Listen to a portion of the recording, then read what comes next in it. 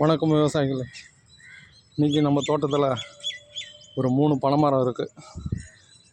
இந்த வாட்டி அந்த பனம்பழத்தெல்லாம் ஒரு இடத்துல சேகரித்து அதை இப்படி பிரித்து போட்டு காய வச்சிட வேண்டியது தான்.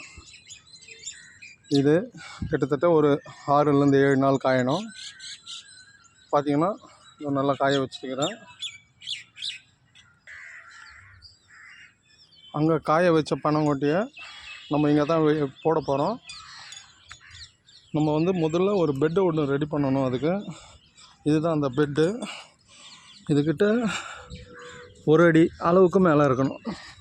ஏன்னா இதுக்கு மேலே தான் நம்ம பனங்கொட்டையை வைப்போம். அது பார்த்திங்கன்னா 1 அடி ஆழத்துக்கு அந்த கழிஞ்சு இறங்கும். இப்போ இந்த பெட்டு ரெடி பண்ணி வச்சுருக்கேன்.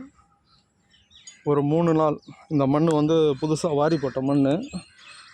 அது கொஞ்சம் நல்லா செட் ஆன உடனேயும் இது மேலே மாட்டு சாணத்தை காய வச்சு மாட்டு குப்பை, அது பார்த்திங்கன்னா குப்பை இருக்குது, அது பக்கத்தில் மக்கி போன குப்பையை மேலே கொஞ்சம் போட்டுட்டு பனை விதையை செட் பண்ணிட்டோம்னா இது பார்த்திங்கன்னா ஆவணி மாதம் கரெக்டாக நம்ம தை மாதம் லாஸ்ட்டாக இந்த பனங்கிழங்கை நோண்டி எடுத்துடலாம்.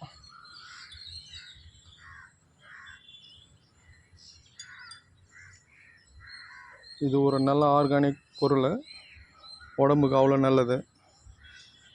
இதுதான் இதோட செய்முறை.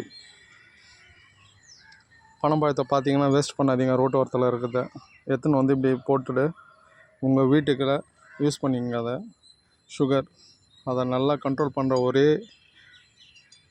பொருள், இயற்கையான பொருள் நம்ம பனங்கிழங்கு. மாவுச்சத்து, நார் சத்தெல்லாம் இருக்குதுன்றாங்க. அதனால் அதை யூஸ் பண்ணிங்க.